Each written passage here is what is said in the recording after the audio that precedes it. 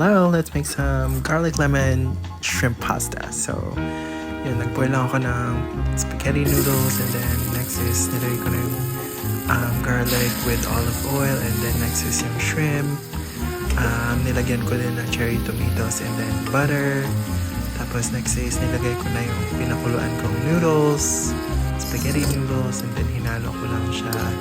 And then, of course, nilagyan ko ng favorite kong olives, black olives na pitted. And then, squeeze some lemon in there para medyo fresh yung taste. And then, some salt and pepper. Tapos, yan, nilagyan ko lang ng green onion. Then, hinalo-halo ko. And, of course, kainan na. My favorite part of the video. And yeah, sarap talaga ng luto ko. Charis. The favorite ko talaga yung pasta in any form. So, yeah, this is the mukbang video. Thanks for watching. Bye!